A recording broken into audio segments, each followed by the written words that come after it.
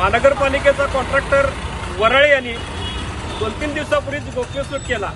महानगरपालिकेचे अधिकारी त्याचं पद आणि त्याची टक्केवारी याची मांडणीच त्यांनी संपूर्ण मीडियासमोर केली, संपूर्ण लोकांच्या समोर केली।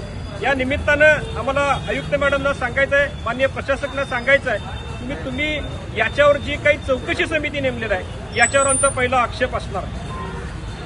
एक अधिकारी दुसऱ्या अधिकाऱ्याला साथ देतो म्हणून महानगरपालिकेच्या अधिकाऱ्यांची चौकशी समिती नेमण्यापेक्षा बांधकाम विभागाचे अभियंता, महानगरपालिकेच्या हद्दीतील असणारे आर्किटेक्ट असोसिएशन, बिल्डर असोसिएशन किंवा नामांकित कॉन्ट्रॅक्टर यांची चौकशी समिती तुम्ही नेमावी अशी आमची आग्रहाची मागणी या निमित्तानं आयुक्त मॅडमकडे असणार आहे। त्याचबरोबर या वराळ्यांचं मला अतिशय मनपूर्वक कौतुक करायचं आहे। त्यांनी काम चुकीचं केलंय, बरोबर केलंय याच्यामध्ये मला आता पडायचं नाही आहे, पण मला एवढंच मात्र खात्रीपूर्वक सांगायचं आहे, त्यांनी जे धाडस दाखवलेलं आहे, कुठला अधिकारी किती पैसे घेतो, किती टक्केवारी घेतो, या धाडसाचं त्यांचं कौतुकच आहे। कारण 2-2.5 वर्षापूर्वी महानगरपालिकेच्या कॉन्ट्रॅक्टरचा जो ग्रुप आहे त्याच्यामध्ये अशाच पद्धतीची एक पोस्ट व्हायरल झाली होती, टक्केवारीतले 18% द्या, गप गुमान द्यायचे, नाहीतर पुढचं काम मिळणार नाही। पण त्यावेळी कॉन्ट्रॅक्टरनी कुठली भूमिका घेतलेली नाही म्हणून ते प्रकरण तसंच दाबलं गेलं।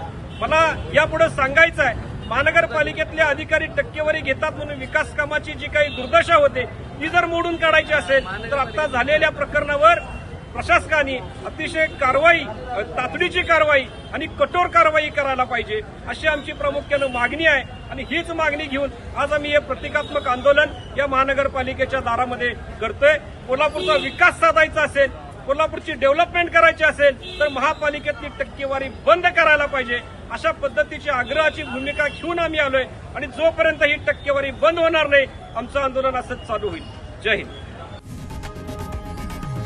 लोकशाही मराठी ऐका, पहा, जागरूक रहा।